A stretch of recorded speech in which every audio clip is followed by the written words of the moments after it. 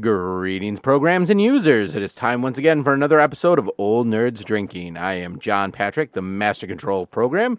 Here with me once again in the Nerd Cave is... Rojan. Hi. Hello, everyone. How are you doing? I'm back. I'm actually here in person again. I know. Two records in a row. This is kind of starting to feel like old times. Well, my main computer died. I can't even do my show for at least I was just about to say, the first thing we need to pour one out for is the Project Archivist recording computer. I've had it for... It's lived its life. It really has. So, it has lived a good life. It's lived a good life. And it is now gone to Computer Valhalla. Maybe. I might be able to get it fixed, but I'm not sure if I'm going to bother with it and just get some. But either way, I mean, I've got a laptop, but it's not as good, so... Yeah. Anyways. I'm actually... So, it's tax return time, and I'm at that point where it's like, man, what shiny things do I want to buy with my... You want to buy a computer. I do. I'm looking at your computer. I mean, granted, it does the job, but it's big, it's tall, it's... Well, see, I like this tower because I got this tower at a garage sale probably 2 decades ago. Before I ever... I saw this at a garage sale for like $10, and it's one of those old, like, 1990s server towers. Yeah, it's big. So, yeah, it's huge, but it has 6 3.5-inch bays in it, and then, like, 4 hard drive bays in it. So, like, I could potentially have up to 10 hard drives in this computer. But do you? No, but I have 3 in it. Yeah, but you can get a new computer. Heck, I can give you my computer case if I get a new one, and it'll have room for at least 3 and then 2 solid-state drives. Yeah. So what I'm kind of leaning towards is that I will leave this computer, and this will be the podcasting computer, and this will be my STL file computer, and then I will buy a new computer that will be a dedicated gaming computer. Because I have this one, the GPU and the motherboards are like several different versions kludged together. This thing's like 2 feet high. Yeah. So it does the job, but it's like it doesn't function as well as a dedicated gaming computer. So I think I'm just going to buy a dedicated gaming computer and have 2 separate computers. First world problems. First world problems. But I also have to redo one of my bathrooms, and I'm guessing that's going to cost me about $5,000. Yeah. Yeah. You talking about the world's most disgusting bathroom? No. And I actually cleaned it. Cleaned it. What was it from Train Spotting? What was it? Was it the world's? Oh God. The worst toilet in Scotland. Yeah, the worst toilet in Scotland. Yes. Yeah, no, I was at Myers and I remembered. Oh wait, I need to get toilet scrub. So yeah, the toilet's clean. The rest of the bathroom though. Well, it's my cats drink out of the sink, so there's a perpetual line of fur from my cats crawling into the sink, sticking their heads under the faucet, and then licking the drip. So it's like every once a month I got to just wash out all the cat hair from the sink.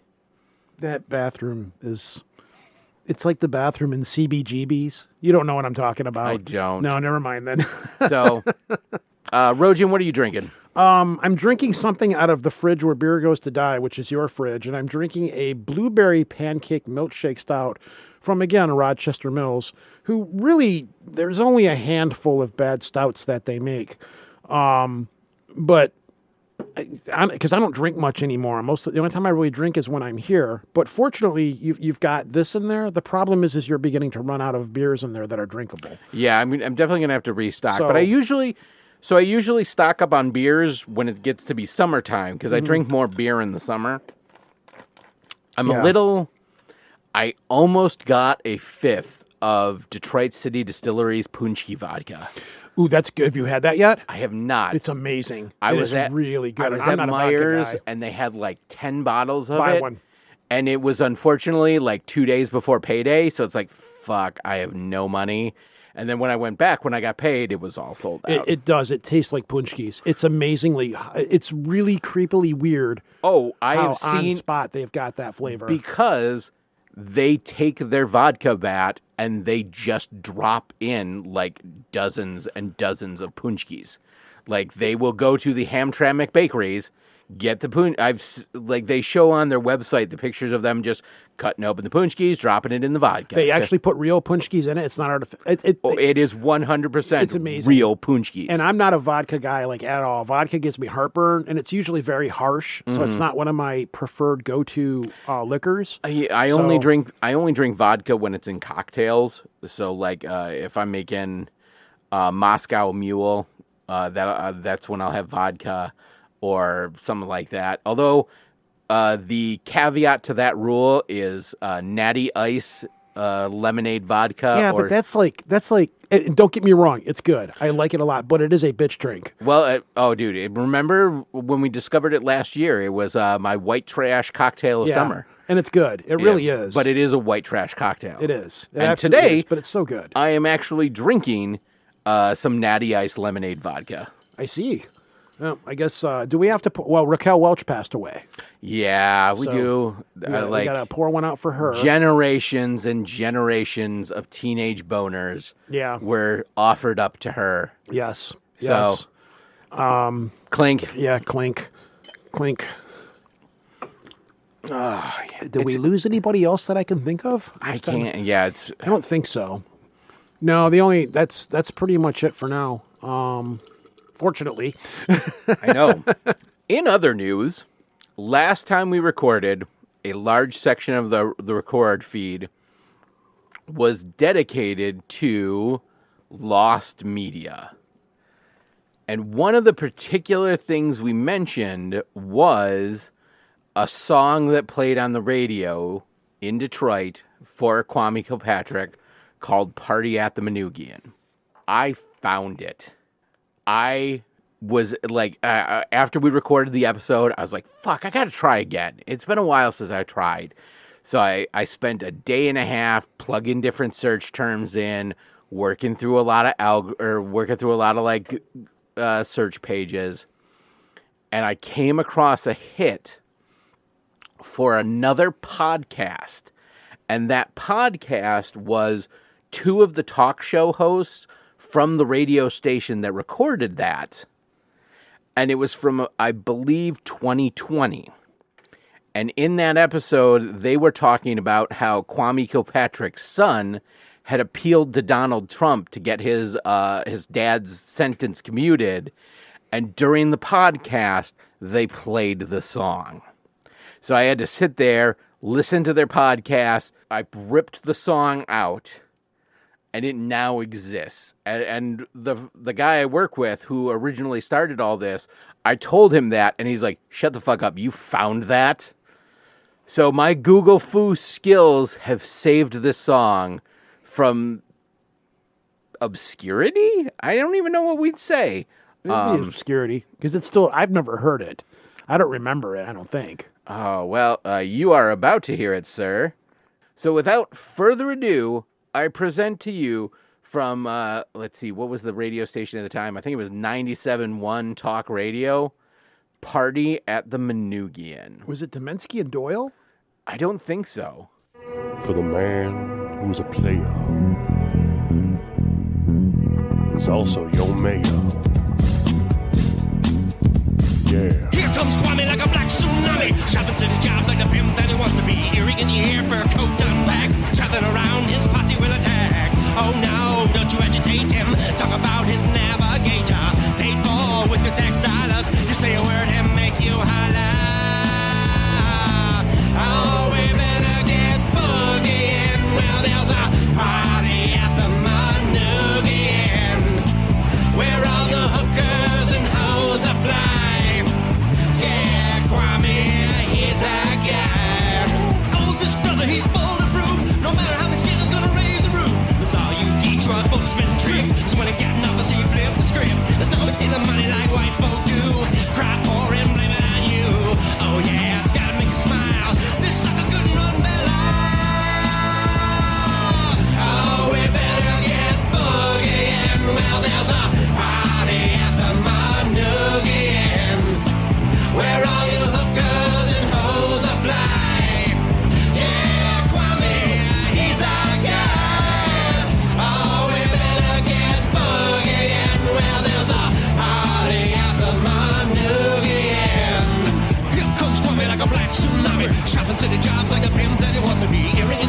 fur coat on back, traveling around his posse will attack. Oh no, don't you agitate him. Talk about his navigator, paid for with your tax dollars. Say what and make you holler. So yeah, there it is. It's not that great of a song, but it's not about the song. It's the triumph of finding it. and I literally I believe it's the Greg and Michelle podcast, because those were the two radio hosts. And I don't particularly remember liking either of them. I don't but remember that. God bless those two that they still had this song and they played it, and thanks to being able to the right search algorithms, because man, that was the key. It was being able to Party at the Manugian, radio song, parentheses, like Detroit, like all those, like finding the right combination of asking those words. And even then, it was still like I had to go to the second page of a Google search. Let's take a radical shift in gears here, and let's talk about the Super Bowl nerd-oriented commercials. Oh, yes, because I tried to share a few of them on the website, as many as I could find. Sports. So this is the hilarious thing. I was at work that Sunday, and they're talking about it, and they're asking me questions, and for the first time, well, not the first time, but I didn't even know who the fuck was playing in the Super Bowl. I had no idea. I'm not a football guy at all. I am not a football guy. I'm not even a Super Bowl guy. I'm not even one of those people who's like, oh yeah, we're watching the Super Bowl, but we're just watching for the commercials. I'm like, you can download those after. Or I could wait till the Super Bowl's over, go on YouTube and get a 10-minute compilation video of all the good ads. Yeah. And not ruin an entire night to do it. So yeah, this is interesting because this is kind of the first big movie summer we've had since COVID. Like there were more than a few commercials for movies that are coming out, and it was a big thing that they're trying to get us back to the pre-COVID ideal of, hey, it's the summer blockbuster season. Like, we're going to have these movies that you're going to want to go out and see again. Like, the short list was, I believe there was a final trailer for Ant-Man and the Wasp. Yeah, but that's out now, so that's not really summer. Well, I mean, but this was a week ago and it just came out. Yeah. So that's kind of the start of it. We've got the Flash one. Yeah, the Flash was a huge deal because it was like, oh my God, the worst kept secret in Hollywood was Michael Keaton's back as the Batman. I have opinions on that, but I'll save them. Yeah. Until we're done talking, until we get to the point. Then there was a new Guardians of the Galaxy trailer. Yeah. There were a couple other, like, not... I don't remember if there was a Mandalorian one or not. So yeah, there was a new Mandalorian trailer because the new Mandalorian season drops the 1st of March. I don't know if there were any other Disney TV shows. Was there a Shazam trailer? I don't remember if there was a Shazam one. I don't remember if there was a Shazam one, because that's coming out soon too. The problem with those movies, though, is let's talk. Let me talk about the Flash one. We'll start there. The Flash one kind of bums me out because I don't want to see the Flash because of all the stuff that happened with Ezra Miller, but I'm going to go see it, and I'm going to go see it purely because I want to see Michael Keaton. And that's pretty much what everybody's seeing. But it pisses me off it bums me out, I should say, that Michael Keaton's big comeback as Batman, we've all kind of wanted to see this for a long time, and it's overshadowed by all of the dumb fuckery that Ezra Miller did. Well, and this actually kind of puts the cancellation of Batgirl into more light. Because in Batgirl, one of the things was that Michael Keaton was playing Batman in that. So it makes a little more sense that it's like, well, we don't want to dilute Michael Keaton's return as Batman in this Batgirl thing. We want to save it for the Flash movie so that more people will be excited about the Flash. But the Flash movie is supposed to, apparently, and I don't know, I don't entirely know what I'm talking about. I'm going on things that I've read. They're going to use the Flash movie with him going back and changing time and changing everything as the launching point for the James Gunn DC universe. So yeah, So I don't know if they went back and re-edited it in such a certain way. Or... Well, that was one of the big things in DC Comics was Flashpoint. Flashpoint was when it's like the Flash figured out he can move fast enough to go back in time and essentially shattered the DC universe. Yeah. So it's like, oh, okay. And they did that on the WB pretty well on their version. So we can use this as a cataclysm to essentially reboot the DCEU or DCU, whatever the hell. Yeah. But basically, like, okay, here's where we're wiping the slate clean and James Gunn's taking over. Please, God, save DC. I will say, though, again, this is the bummer part about the whole Ezra Miller thing, is the way that he's playing the Flash based on the commercials that I've seen. I like it far better than the previous incarnations of Ezra Miller's Flash. He seems a lot more like the Flash character in this movie. But again, it's all null and void because of the stupidity of what Ezra Miller did. It's like, you might have the character down now, but it doesn't matter anymore because you've messed up so badly. Yeah, that's the thing is now it makes more sense about why they tried so hard to keep him as the Flash, but then he personally imploded to the point where it's like it wasn't. They legally could not. Well, I believe he was up on kidnapping charges, and you can't be in a movie franchise if you're in jail for kidnapping. The other thing is that now Warner Brothers is making statements like, well, Ezra's in recovery right now. They're making noises, and I don't think they're going to, but they're making noises like he still has a spot or whatever in the DC cinematic universe. But I don't think that's going to go. I don't think that's going to work. So here's, I don't want to say a hot take, but the deciding factor in that will be if he is insurable. Because we've talked about before, Hollywood's about money. It's about making money. But in order to be able to make movies, actors are insured.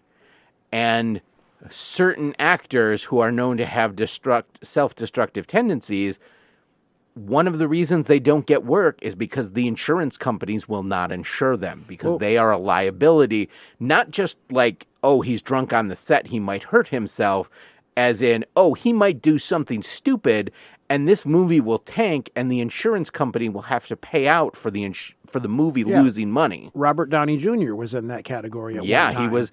And the reason until Iron Man happened, he was done for the most part. Because he was uninsurable. Yeah. That is the kiss of death more than anything else in the movie industry, is if, like Alec Baldwin will likely never make a movie again because he is uninsurable. Yeah. Nobody will pay out an insurance policy for him.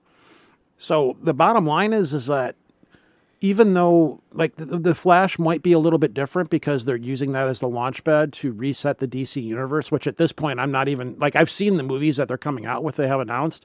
None of them really look that interesting to me. And it's like, all right, whatever. You know, I just at this point with DC, I'm kind of like, all right, whatever. I really don't even care. Yeah, I'm like Shazam I liked, but I will probably go see Shazam too because I really liked Shazam. Yeah, so did I, but is it going to make a difference anymore? Like the Aquaman movie? Well, and that's the thing is Shazam kind of existed in a vacuum that, yes, it supposedly took place in the DCU, but in reality, it didn't touchstone to anything else. All you saw was the Superman from like the waist down or right, because the shoulders at that point, Henry Cavill was out of his contract, and they couldn't even bring him back to do a cameo. Yeah.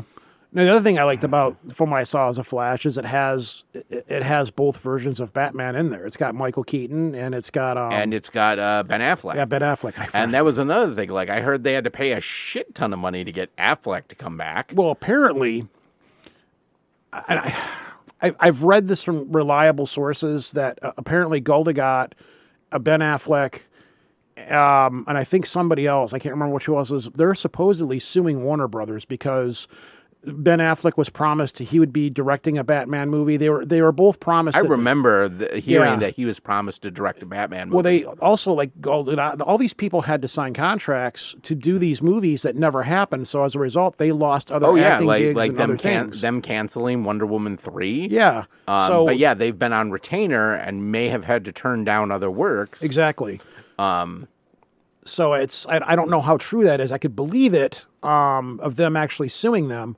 And even James Gunn was like, yeah, the Warner Brothers executives, which was kind of brave for him to say that. Here's the company that just hired you. Here, save our franchise. And he's like, yeah, this company fucked these people over. These people dick these people around, et cetera. And I was like, whoa, dude, like you just got a job with this company and you're now, I don't know if it's because it's new management that's running it now. Well, yeah, it's because Warner Brothers was bought, then sold, then bought again by this Discovery. Yeah, by the Discovery. Yeah. Actually, one of the people I follow on YouTube is Adam Conover of Adam Ruins Everything, and he just put out a video the other day about how basically everything is bought and sold, and that's why we can't have. Well, no, about how about how consolidation of industries into monopolies has come back, and how it's destroying pretty much everything we love. And one of the things he specifically mentions is Warner Brothers being bought by Discovery and all the things that have come out because of that. Because they were bought and sold and needed to show a profit. So what they did was they fired everybody except for a few creative things and are just declaring a loss on media to make the company profitable, but are destroying the things that we as consumers would like that we'll never be able to see. Like, I'm curious about this whole Batwoman thing. Like, I mean, I kind of want to see it just to see if it actually is that bad or... Oh, yeah, because they've been pushing the narrative hard that, oh, yeah, the film was unwatchable. It was terrible. It was all this and that. It's like, well, you already paid for it. What difference does it make if it's unwatchable? You've spent the money. Why not just let the public decide? But again, it's another example of here you have these people that are acting in these movies that have taken time, or they could have had other jobs, et cetera, so on, to make this movie or to do whatever they were going to do with Warner Brothers. Now, I will say, in this specific case, those people were already paid. The actors still got paid. They did, but they also, I mean, do they get a commission off the movie? But in the same that depends on their contract, and that's not a common thing. Only really big-name actors or people who are acting... Big-name actors acting in a smaller movie may get royalties or a percentage of the cut. That's actually a very rare thing in Hollywood. Well, that's what Robert Downey Jr. did with Marvel. He said when they started all this, he's like, I want so much of a commission from these movies and stuff, plus in addition to my contract. And he made bank off of it. And I think Tom Holland, because Robert Downey Jr. was, advising Tom Holland, hey, et cetera, you're going to be the next thing going into this and stuff. So apparently Robert was like, yeah, do this, because you're the one that's going to carry this. You really got to have the clout to be able to do it. And even then there's cases of like studios doing like really shady shit. They tried it with Scarlett Johansson with the whole, her movie, with the Black Widow movie. She had a contract with them that it would be in the movie theaters for such a period of time because she got a commission of the sales from it. And they ended up putting it on Disney Plus at the same time, which took away sales because of the pandemic. Right. But it took away sales from the movie, and that was what she sued them over. She was like, hey, this is a breach of contract, which in her case, I'll agree with her. She was right in doing that because if they said, yeah, we're going to do this, they need to live up to that obligation. And it wasn't that bad of a movie. She's got a lot of clout. I wish they would have released that movie a lot sooner in the process because Marvel desperately needed a good female superhero movie. But they screwed her and she won. So, and after that, you can all of a sudden Scarlett Johansson because there was talk that they were going to bring her back. Yeah, but once the lawyers get involved, that probably wasn't going to happen, which is kind of bullshit. Like, she was a backbone of the early MCU and deserved a lot better. Disney did her dirty, and they did and they didn't. She was still one of the main characters. She got paid really well, but her movie because they had so much on their slate to finish that run of movies, they were like, all right, they gave her movie, but they put it out of, it was like, well, this happened actually before this and this time period. Yeah, that was the thing, is they drug their feet on it. Yeah, and then we got Captain Marvel, and I don't want to go into that, but Captain Marvel, and I was like, but anyway. So just remember, thanks to Captain Marvel, Jay and Silent Bob now exist in the Marvel Universe. Yes. That was one of the good things of that movie. And in addition to that, Kevin Smith exists as Kevin Smith in the Marvel Universe. But going back to DCU, this is not the first time they've done this. They actually were going to make a new Wonder Woman series. They had a lot of it filmed.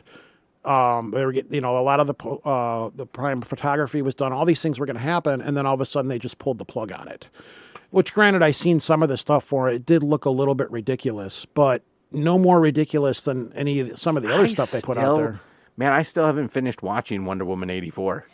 Yeah. Like I got like a good hour into the movie and was still so fucking confused. It really went nowhere. Yeah. It was such a bummer because the first Wonder Woman, it was like, all right, it wasn't, again, DC movies, Warner Brother DC movies have this thing of like, okay, it's kind of there, but it's kind of not. The same thing with Aquaman. It was kind of good, but it also had some really hokey parts. Yeah, this goes back to a conversation we had earlier where many of the DC movies were ruined by post-editing by committee. Yeah. So I'm wondering now with the James Gunn thing going forward. I am going to bet money that he has a right of final cut for his movies. I would hope so. I mean, the last Suicide Squad movie it was okay. It wasn't great, but I liked it. It was I don't know. fun. I'm weird though. Like everybody, what was that? The John Cena show that he did. Peacemaker. I didn't like Peacemaker. I never watched Peacemaker. I got to the first episode and I'm like, I'm done. But a lot of people are like, oh, this is great, blah blah blah. And I'm like, teach their own. If you like it, that's fine. Mm-hmm. I don't think you're a bad person. I just could not watch the show. I was just like, this is kind of juvenile. See, what I think is like DC needs to, if they want to make a cinematic universe like Marvel, they need to put all their eggs in that basket and fucking stop making shit that isn't part of it. Like the Joker, fucking stop that. Yeah, the stuff that doesn't tie in. The Batman, stop that. Like you now have 3 separate franchises that all involve the Batman and are not interconnected with each other. Even with the last set of Justice League movies, all the the person playing Wonder Woman and Ben Affleck, they weren't my favorite, but it was like, all right, I'll stick with these characters. Just make good stories with them. Make a cohesive narrative. Yeah, exactly. And they just could not get their shit together. They just really couldn't do it. And it's like Warner Brothers is just like, fuck, we need to make money. Make a Batman movie. And they don't seem to understand that the geek culture has evolved at this point. Like that stuff would fly way back when Michael Keaton's Batman came out. Yeah, because let's be honest. The game. The last two the last two Batman movies in the 1980s Batman franchise were garbage. Like even they were just doing it to make money. Even Batman Returns was a weird. Yeah. But again, it was a different time as far as superhero movies were. See, the thing is Warner Brothers and DC had the opportunity to make a Justice League movie, and they said, no way, it'll never work. There's too many moving parts. There's too many characters. And then when Marvel came along and pulled it off, Warner Brothers was like, oh my God, now we got to play catch up and we got to try to do this. And it was like, no, man, it was. And even with Marvel, like the reason the MCU happened was because Marvel had an idea of what they wanted to do, and they were willing to put up the money to do it. Like to this day, I think Iron Man holds the record as the most expensive independent film ever made, because a studio didn't make that. Marvel made that. And they set the template. They're like, this is what we want to do. This is how we want to make a superhero film. And we're going to build this narrative. And we're going to do the long game. And DC tried to do it right out of the box. It's and like, if they'd have just taken their... See, the thing is DC was like, okay, we got to hurry up and catch up now. And they didn't need to. They could have done the long game and taken their time with it too. But they were impatient. Exactly. They were like, we need to jump on this gravy train right now. Let's throw some movies together. Let's try to do what they did. Because it's the first Marvel MCU movie was Iron Man. The second MCU movie was The Incredible Hulk. Mm-hmm. And the only character that crosses over between those two movies Thunderbolt, is isn't it? Thunderbolt Ross. Yeah. See, that's one of the problems that DC was going into. Marvel also fixed that with the Spider-Man saga. We all know all of these people's backstories. Yeah, that was. We don't need another Spider-Man origin story. We know how he got his powers. We know where Batman came from. We don't need a fourth different way for him to receive the "with great power comes great responsibility." Yeah, like we don't need to see Bruce Wayne's parents getting shot again. You know, that was my absolute favorite thing about the Tom Holland Spider-Man. Is he just shows up, and we all know he's Spider-Man because we all know Spider-Man. He's like, yeah, I got bit by a spider, blah, blah, blah. It's like, all right, we're done. Gloss cool, over. We got it. Yep. In fact, and that was always one of my my complaints with the Tim Burton Batman series was they show his parents getting killed, and then he's Batman. There is no how he got to be Batman. It's just, yep, that happened, and now I'm Batman. But in the Christopher Nolan, we got to see the evolution of him becoming Batman, and I fucking love that. Like, to this day, Batman Begins is my absolute favorite Batman movie.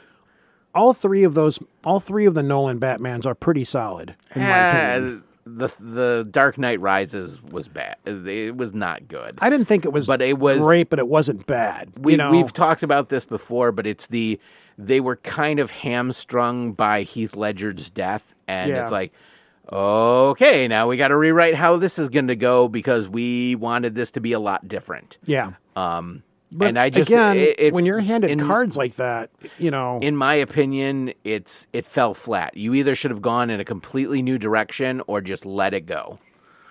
I don't see them letting it go, but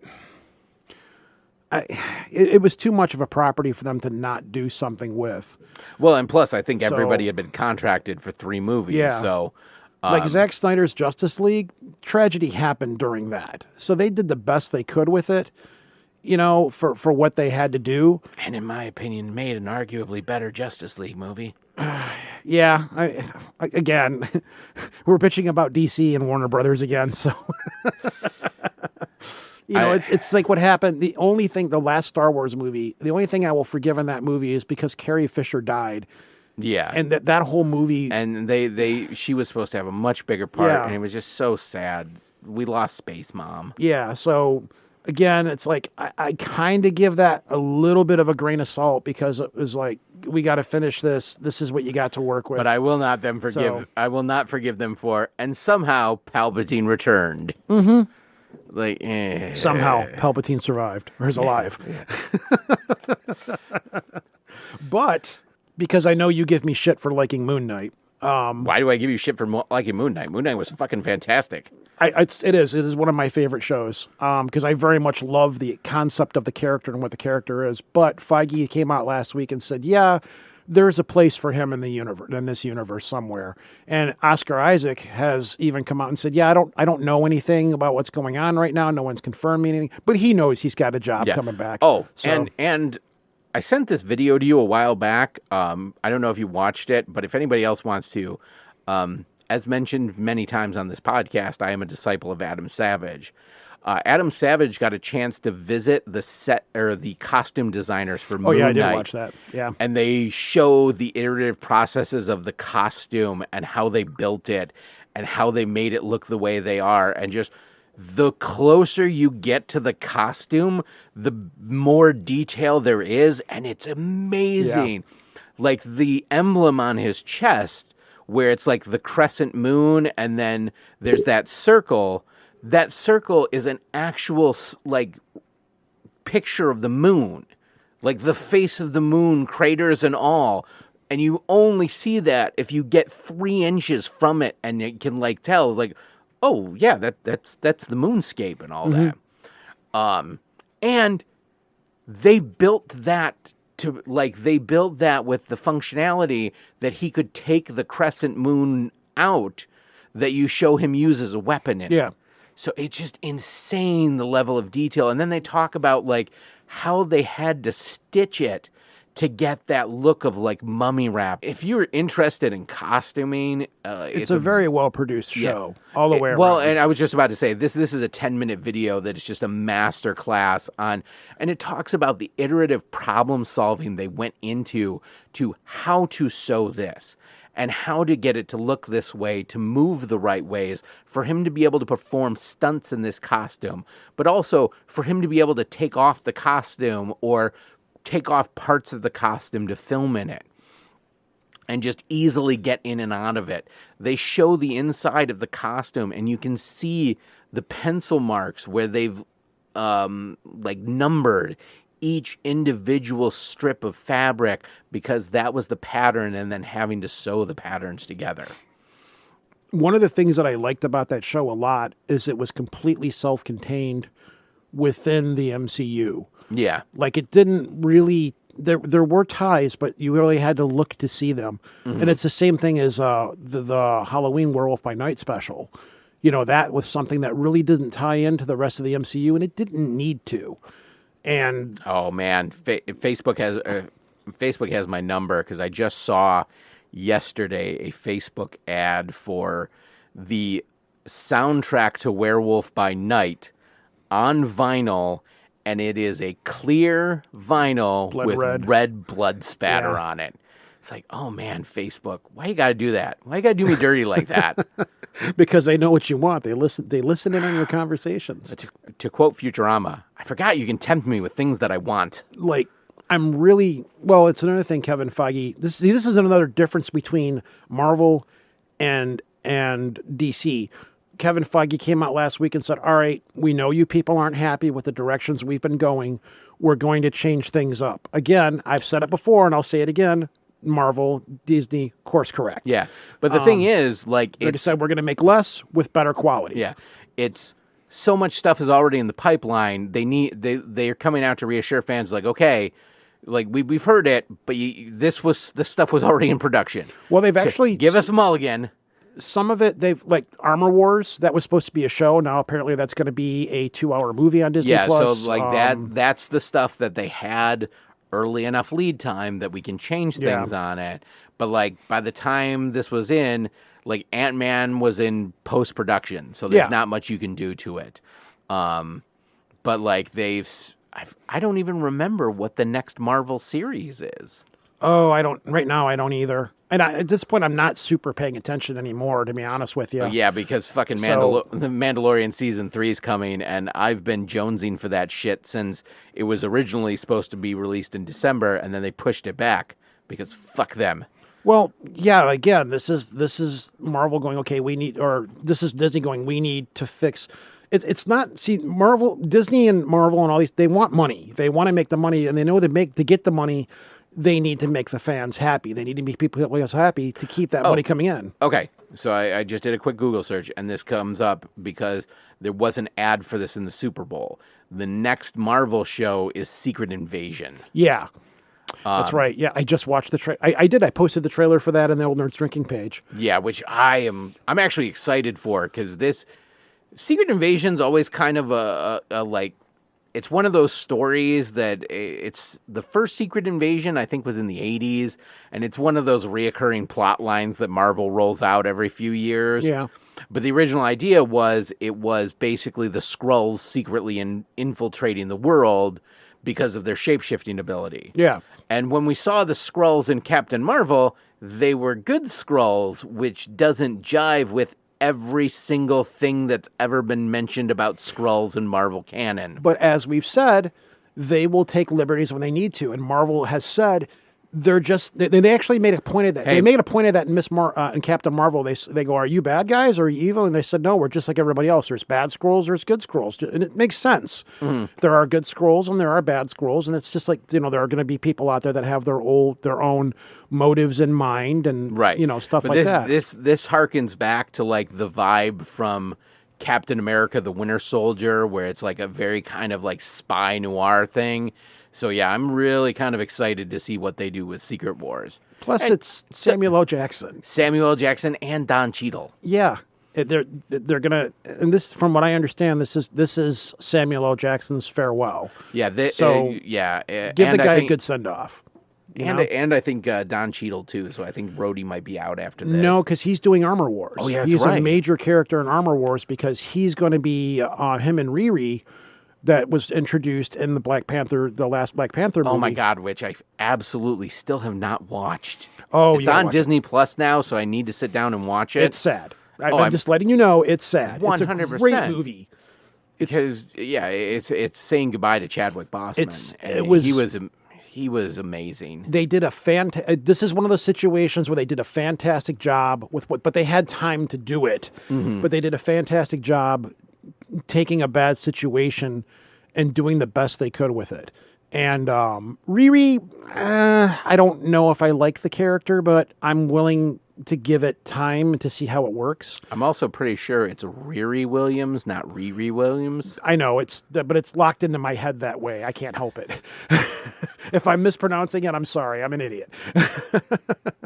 But again, I go back to this is the difference between the two companies is that Disney will be like, okay, we need to fix this. How can we fix this? Plus, they also got Bob Iger back. They're like, we need to fix this to make these people happy, to give them what they want, to do better quality. Because let's be real, most of this new phase of Marvel, we haven't really been happy with. We need to fix this to make Disney Plus profitable. Yes, and I'm 110% fine with getting less shows that are better shows. Yeah. I don't like She-Hulk. Granted, there's people out there that like it, and it was... It's me. I'm those people.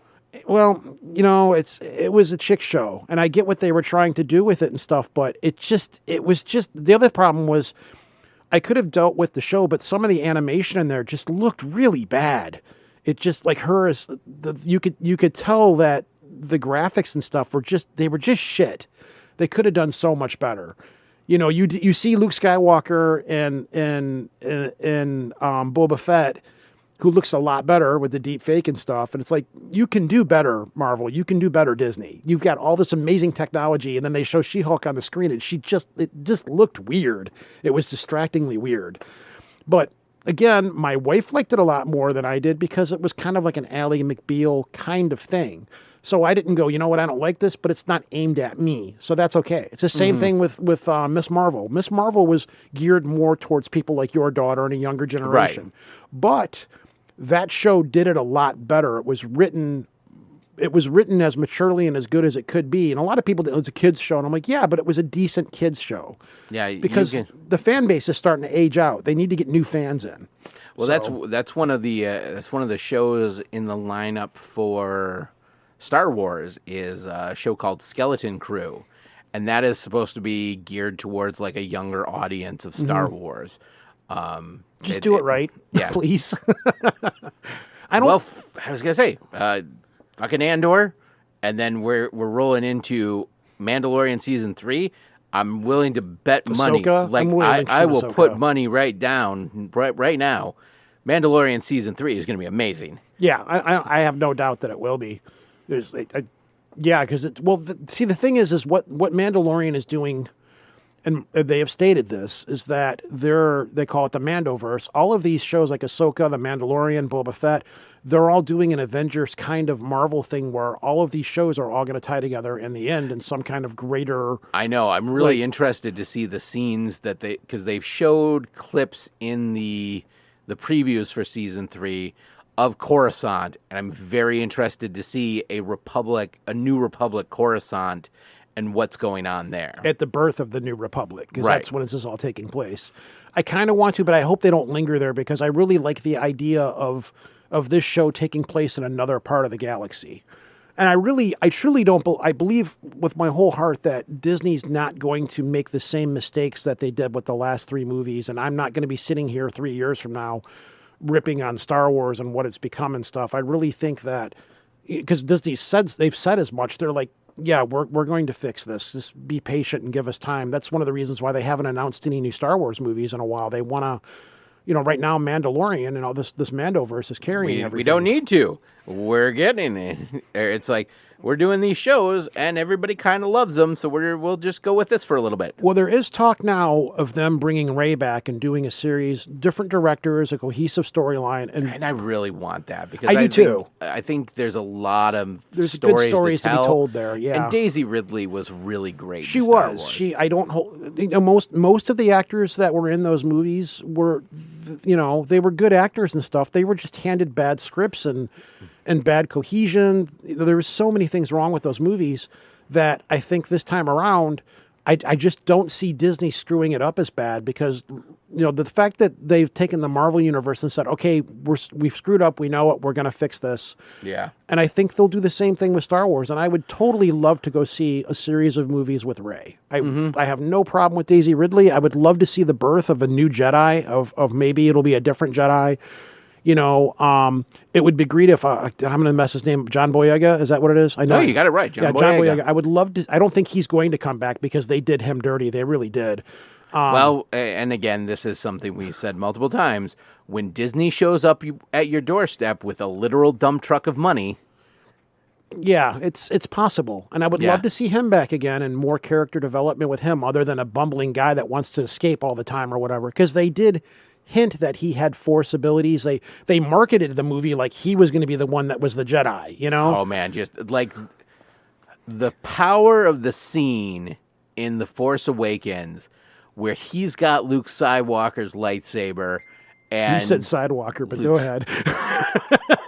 When he has Luke Skywalker's lightsaber and Kylo Ren is coming through the snowy forest, and he just powers on that lightsaber. He's like, "Sup?" Yeah, they really. Plus, up until that point, he went to an award ceremony with a black glove on his hand. They strongly suggested that he was throughout the whole thing that he had some Force capabilities, and then they just let it go. And it's like, you know what? I was cool with that. So. It would be cool to see her going off and trying to rebuild the Jedi from scratch in a whole new republic. There's always going to be evil. There's always going to be a Sith, or there's always going to be dark Force users. When there's light, there's dark. That's always just how it's going to work. Right. Or is there's also the possibility that we could finally get a gray Jedi, somebody who's right in the middle, because they've implied this stuff for years, but they've never given us on the screen or in the movies. The closest we got is Ahsoka. Of being a gray Jedi or a gray Force user that's not necessarily dark, that's not necessarily full-blown Jedi. Because like you said a few episodes ago, you're either one or the other. But in the shows and in the cartoons, like the Bendu were like, yeah, we're not Jedi, we're Force users. Yeah, they are another Force user. They are not Jedi. So in the last three movies, the only thing they really kept going through those movies was the faults of the Jedi about how they were too arrogant and how they lost their way and stuff like that. And, Rey comes along. Even Luke was like, yeah, they did this, they did that, they screwed everything up. So now you have a new person, the first of the new Jedi, where they actually could go and rebuild this order without making the same mistakes that Luke repeated and all these things. Right. And I'm fully on board for that. Just get a person from beginning to end, solid concept, good writing, and I'm there. And if it works, all is forgiven. I'll shut my mouth, and which I'm trying to make efforts to do. But so there's word that she's coming back. Yeah. The only thing I gave you shit about was your constant bashing of Kathleen Kennedy and your constant insistent that she's out, they're getting rid of her. It's like, we've been doing this podcast for over 2 years. Kathleen Kennedy is still in. Yeah, but she's not running the show as much anymore. Again, with Bob Iger coming, you don't really, she's there in the background. I don't know if that's because of contract or whatever. I don't care. In my opinion, give it to Favreau and Fellini. Just give it to those guys because they've got a cohesive vision for what they want to do. Granted, Boba Fett wasn't that great, but as I've said before, not every Marvel movie can be a great movie. Not every Star Wars can be a great Not thing. everyone has to be a grand slam. Sometimes you just need a baseline hit to first. Yeah, and I'm fine with that. So, anyways. So one other, while we're on the subject of media, I saw a trailer on YouTube the other day, and this 100% falls squarely into the, I never thought I needed to see this movie, but now I absolutely need to see this movie. Apple Plus is doing a movie on Tetris. You know what? Yes. And the reason why it's going to work is because it's not about the game. It's about what it took to get the game out of Russia, the backstory of that game. It's not a cheesy video game movie that they've taken a video game and converted into a movie. It's the story of, and that is very interesting to me. I'm very curious. I love stuff like that, like the history of how this happened and how it got here. Exactly. Because first of all, I fucking love Tetris. Like that scene where, in the trailer, there's a scene where the guy who's trying to get Tetris as a game, shows it off to. So, Tetris was originally developed as a computer game by some guy in Russia, and this guy in the U.S. has seen it and thinks it's this great game and wants to sell it as a video game. So I believe it's supposed to be him showing it to the people at Nintendo, and they're like, "Oh, this is something."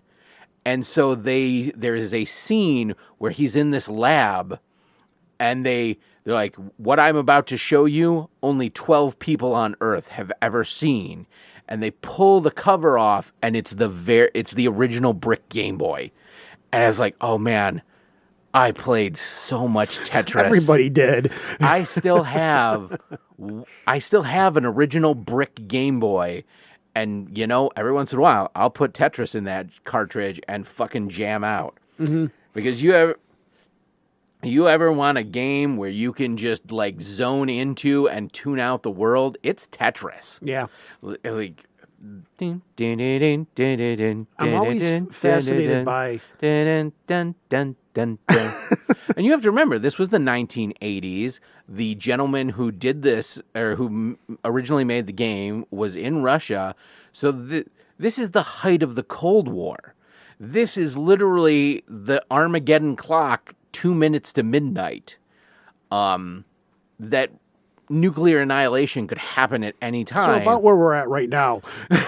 No. It would be like a game coming out of Russia right now. Well, yeah, I guess it's a little bit different now. Okay, damn it. Now I got to look where the Doomsday Clock is right now. I think we're at 2 minutes again, or somewhere. We're right around there.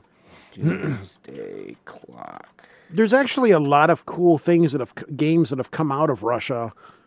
Stalker was one of them. And people. Holy shit. What? The Doomsday Clock is at 90 seconds to midnight. Yeah. Ooh. Okay, so for anybody who doesn't know, the Bureau of Atomic Scientists in the 60s, when which was talked about in Watchmen. When we were sitting with the possibility of nuclear annihilation, they created this metaphorical clock to show how close the world was to nuclear annihilation at any point. And it was how many minutes we are from Doomsday. Midnight is Doomsday. There's the song 2 minutes to midnight is actually talking about the Doomsday Clock being 2 minutes to midnight. So you can look up at any time just the Bulletin of Atomic Scientists, and it will show you the Doomsday Clock. And right now, a time of unprecedented danger. It is 90 seconds to midnight. I don't think it's ever been that close. That makes perfect sense. Yeah. Yeah, we're this is why everybody's depressed. This is why it's a thing. So yeah, you've got what's going on with Russia, and it's it'd be like Tetris coming out now, right? It'd be like a game being smuggled out of Russia because we got all these sanctions in place and stuff. Everybody knows what's going on. And it's great. At one scene, like he's talking to one of the Russian police, and the Russian police officer is walking out of the room, and he's like talking to the police officer, like the party official, as he's walking out of the room, and then it cuts to the scene of the political officer who's listening to the wiretaps, laughing at because they're listening to everything he's saying. Yeah, the KGB. Right. Yeah, it looks like an interesting movie. I'm pretty sure I'll see it. Oh yeah, and going back to Tetris, that Tetris movie is on Apple TV, Apple Plus. I don't know what their service. It's on BitTorrent. That's where you can. That's the network you can go watch. It's on Pirate Media. It's on Pirate Media. Actually, there's actually a couple of websites I go to now where I watch. Like I've brought up the Mayfair Witches and the whole Anne Rice universe. I'm not on that particular service, but there are ways out there where you can. I watch tell you it. what, though, Apple TV got the licensing to do a Neuromancer show, and I will fucking pay for that shit if they do Neuromancer. I hope it's done right, but you know. Yeah, because it's like, that is something, God, since I was a teenager, I've been waiting to see get a good adaptation. Like, And it's definitely something they're going to have to take liberties with. It's not something that would translate well to like even a 2-hour movie. But there is a way to do it, and I want to see it done. well, again, make it multiple. Like they did that with. God, I'm having a stroke. There's so many of these shows that I want to talk about that I can't remember. There was one on Netflix that Altered Carbon. Oh, yeah. Even though they took a lot of liberties with it, it still got a season 2, but things went off the rails on season 2. They deviated so far. Mm-hmm. But there was that. There was there was a Isaac Asimov series that Apple TV did. The Foundation. Yeah. And I liked that show a lot. That was a really hard, if you're like, this is deep nerddom, geek, like sci-fi. Foundation is a show. It's a book that I really don't know how they managed to pull it off, because it takes place over the course of like thousands of years or hundreds of years. It's not really a movie-friendly show to do, but somehow they did it, and it was pretty good. I haven't read if it's getting a second season yet.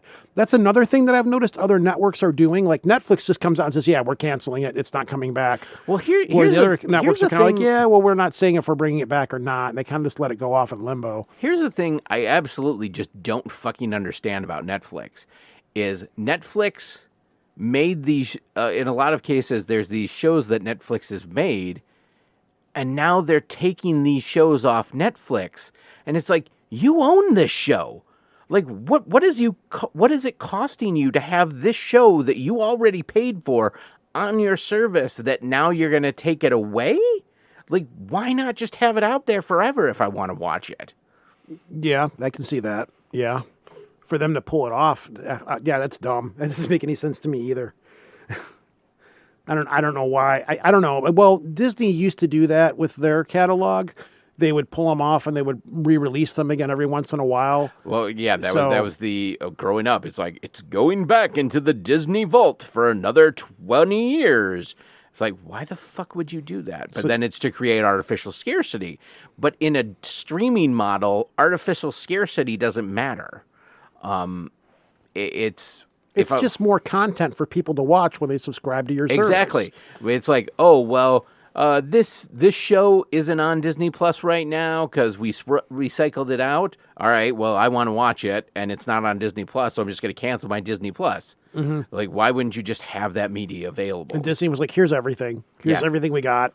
It's always going to be here. Subscribe to it. I remember when Disney Plus first dropped, I spent a good few days like watching stuff from the wonderful world of Disney when I was a kid. Mm-hmm.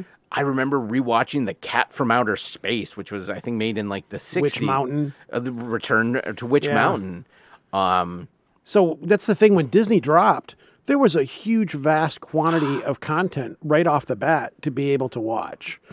And if you've got kids, you know, I wanted to traumatize my children with Dark Crystal and The Secrets of Nim. Yeah, it was there. It's all there. So we're going back to DC. DC tried to do their own little the Black network Cauldron. thing. That was the one. That was because The Secret of Nim wasn't Disney, but it was the Black Cauldron. I specifically wanted to traumatize my children with that. The skeletons. Yeah, that was. I had to go back and watch. There's. Oh God! Again, my brain's not working. Fantasia. Yeah. Where the whole Wizard Mickey thing. That's one of my favorite things in Fantasia. And for years, you couldn't watch it. You had to go out and buy like VCR tapes at yard sales of crappy quality. Oh man, I remember when I was in high school, they re-released Fantasia. And like that was the thing. It was like everybody was getting high, going to the theater, and watching Fantasia. That movie wasn't even the original cut. The original cut of it got lost in a shipwreck. So the Fantasia that's out there now is not actually what Fantasia was. It got lost in a shipwreck, which conveniently allowed us to remove the blackface scene and the anti-Semitic scene. Yes. Well, there was a few more things that were lost in it, but yeah, you're right there. You're right on that one.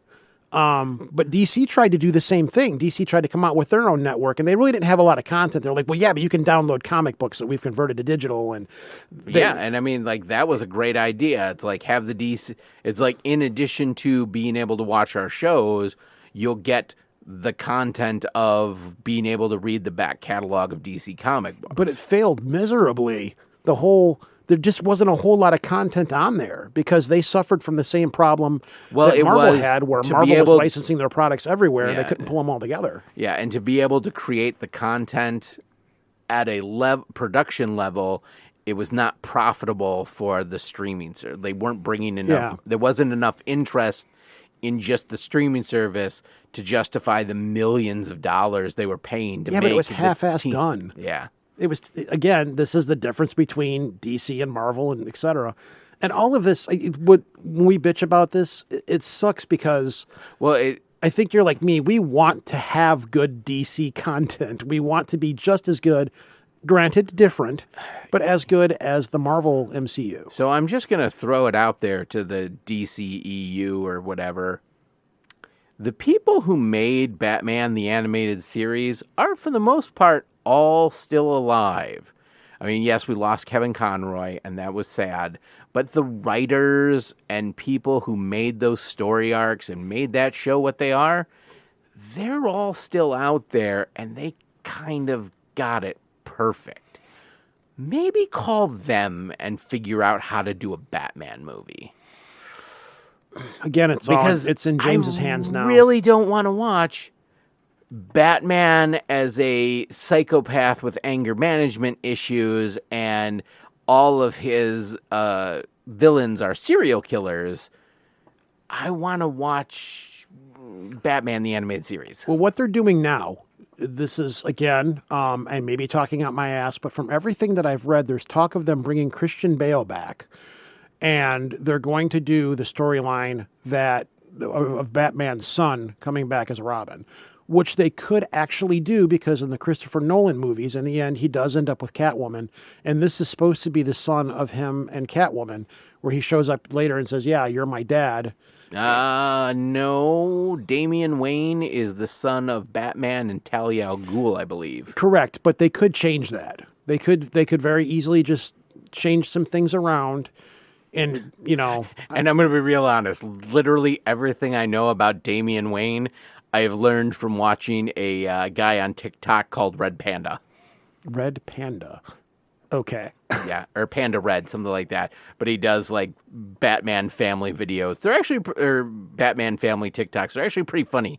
But the Batman movie that's coming, they are making that movie. There's not that's not rumor. James Gunn has said yes, we're going to make this movie. Blah blah blah. You almost are obligated to. Like if you're gonna tentpole a DC franchise, it's either got to start with Batman or Superman. Well, the Flash movie is supposed to introduce the female Superman. I'm not sure how Supergirl, yeah. I'm not sure how she ties into everything. But they've stated that the Batman one, that the character of Batman is going to be played by somebody who has previously played Batman. So we know that Ben Affleck's pretty much out. So that leaves Michael Keaton or Christian Bale. I don't know what's going on with my brain. Well, I was going to say, yeah. Kevin Conroy's gone. Adam West is gone. So that's pretty much it. That's pretty much it, and Affleck's out. Though I wouldn't mind if Affleck came back and did the part, but seeing Christian Bale come back and play the old retired Batman and now his son's on the scene. I've said this before also, I really want to see a Batman Beyond movie. Like really bad. I loved the Batman Beyond cartoon a lot. The problem is we don't have the cyberpunk future that Batman Beyond exists in. Like you can't do a Batman Beyond in modern day because it doesn't fit. Batman Beyond is a cyberpunk setting. I agree with you on that, but done properly, I still think they could pull it off. Because even though the world that we live in isn't cyberpunk, but there is still a lot of cyberpunk in the world that we live in. We are still leaning towards the cyberpunk dystopia. Yeah, we could still pull it off. We could still do it. It could still be done. They would have to take some liberties and they have to change some stuff around. But I still want to see a Batman Beyond movie. And that's kind of, I really don't really know of any other direction that DC could go right now other than to start doing a next generation kind of thing with these characters and take that into a fresh direction. Because like you said, we've already seen every iteration of Batman. We've got multiple iterations of Batman out there. Joker was a good movie. It really was. But it's an Elseworld movie, and I have no interest to see a movie that doesn't tie in with everything else. A Joker movie that doesn't involve the Batman. I gotcha. I'm there. I understand completely, and I begrudgingly liked it. I don't want to see a Venom movie that doesn't involve Spider-Man. Exactly. Exactly. Yeah. So this stuff can be done. There are very few villains that I would give any care to see them do a movie. And no matter what everybody says, Venom is a villain. Morbius was the same way. You're going to do now. Morbius. They said in the beginning that Morbius will eventually tie into Spider-Man, and they also said that about Venom. But it's like we're going in our third movie now, and we still have no Spider-Man Venom crossover. It's like, come on. Yeah, Marvel and Sony really need to just hash out and figure out what the hell they're doing with Spider-Man. They're trying to. They really are, because Kevin Feige is really good friends with the person that's running the Sony side of Spider-Man. Him and her are buddies. And I guess a while ago they sat down and he said, listen, if this is going to work for both of us, we need to start getting our ducks in a row in some way or form. And now with the success of the last Spider-Man movie, people definitely want all three of those people together again. There was a joke going around that it's like, because Sony owns Spider-Man, we can no longer have Spider-Man in the MCU. So, announcing for a 2024 release, Night Monkey coming to the MCU. Oh my God. So yeah, we've meandered very, very far afield. I don't even know if I'll be able to edit this into 2 episodes because there's just no good break point in the conversation. But well, you did want to do a loosely structured show, and when you put me down for a loosely structured show, this is what you're going to get. This is it. I have a feeling. Stay with us, fans, because in the next few weeks, once we've consumed media, there's going to be a lot to talk about. Plus, we got con season coming up, so there should be a lot of things coming. Old Nerds Drinking still has a lot of steam in the engine. Oh my God, I just watched Bullet Train. Have you seen that yet? Is it any good? It is good. It is like, okay, it's not a huge spoiler, but like, you remember how in Deadpool Brad Pitt did like a 30-second cameo or like a 2-second cameo? Yeah. In this, Ryan Reynolds does a 2-second cameo. Oh, God. And it's like, oh, hey, it's Ryan Reynolds. Like, he's on screen just long enough for you to register that it's Ryan Reynolds. I am so looking forward to the next Deadpool movie. I really am. Yeah. Because that's going to be another one where it goes in and totally resets. Because the Marvel Universe, on the grand scale with the storyline that they're going with right now, it totally is in chaos with all the different realities. And Deadpool's supposed to come in and just make it even worse. Purposely, so oh man, and we didn't even talk about the new Into the Spider-Verse. Another Oscar Isaac getting to do keeping Oscar Isaac working. Yeah, because he plays 2049 Spider-Man. He does. Yeah. So, which was a weird comic book, but whatever. I'm on board with it. Mm-hmm. All right. Well, even though we've said goodbye possibly to the Project Archivist computer, do you have any? The show is going to be back. Again, I've been very inconsistent about releasing episodes and stuff. And honestly, it's mostly because I've just lost a lot of the interest in the paranormal, but I still focus on the weird. And we were going to do an episode on Weird Elvis because I haven't touched on, that's one of the topics on the show that I've never touched on is Elvis because it's just been done to death. So we were going to I finally found somebody who had all these crazy little snippets on really, really out there, strange Elvis stuff. And then Elvis's daughter died, and I was like, well, we shouldn't, this isn't a good time to do that show. and then through scheduling and stuff, and then the computer dying, we're gonna reschedule it. I'm gonna be doing Archivist episodes again. It's just a matter of getting it together and getting a computer and getting it up and running again, and getting that moving again. So it's going to happen. But you know, the Project Archivist page is still going strong. I'm still very much involved with the whole Cinema Labatt thing. I kind of want to do a side podcast for that every once in a while, just to talk about some of these weird movies that we watch. Mm-hmm. I'm thinking about it, but whether or not I actually do it, I don't know. It would only be on certain movies that I really were like, this is really a weird movie that needs to be talked about. I recently did a show on Ozone Nightmare talking about the search for Wing Wing. You know who Wing Wing is, don't you? I do. Yeah, we interviewed the guy who did the documentary and basically rediscovered Wing Wing, and that was a fun show to do. But I find myself more and more getting involved in that realm of things, because these movies, even though they're bad movies, even though they're funny B-rate movies and stuff, some of these movies have such crazy stories behind them as to how they were made and stuff, that the actors and stuff that are in them, it's become kind of a new thing for me, that I've become this expert on B movies and actors and all these different things. And it's been a lot of fun. So I'm thinking about maybe doing another side podcast down the road a little bit, an every once in a while show, you know, maybe once every couple of months or when a movie comes out. I don't know. These are just ideas that I'm slowly kicking around and stuff. I do want to do another Project Archivist Fast Food Follies episode, though. Oh, yeah. So there's stuff on the horizon. You know, I'll get you and a couple of the guys on there, and we'll do the Fast Food Follies show. I'm pretty sure that this year in Fecal Matters show won't be returning, though. It's just an area that I don't want to go with that show. I was going to say, there's so much toilet humor already out there on the internet. Yeah. Let's let some other people have some fun. That's one of the things that we did with Archivist way back, was we've always found these weird news stories, and these kinds of stories that involve fecal matter always pop up, and then there's always this reoccurring crazy fast food episodes where weird stuff happens in regard to fast food, or restaurants and fast food outlets that are like, is this real? Is this actually a news story? Yes, it is. But yeah, stuff's, you know, there's stuff on the back burner. It's just a matter of me getting another computer and getting it all fired up and stuff. So, you know, it's coming, you know. But in the meantime, I'll be here, you know.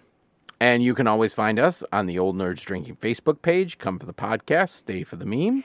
I am very proud of how our page is chugging along. You know, there's the stuff that gets posted on there. It's a very active, very, very organic, very alive page, which I wasn't expecting it to go quite that way, and I'm very proud of the people in the community that we have on that page. I keep cutting you off. I'm sorry. Oh no, that's fine. But with that, I'm John Patrick, the Master Control Program, and I'm Rojan. End of line. Over? Did you say over? Nothing is over until we decide it is. Was it over when the Germans bombed Pearl Harbor? Hell no! Sherman?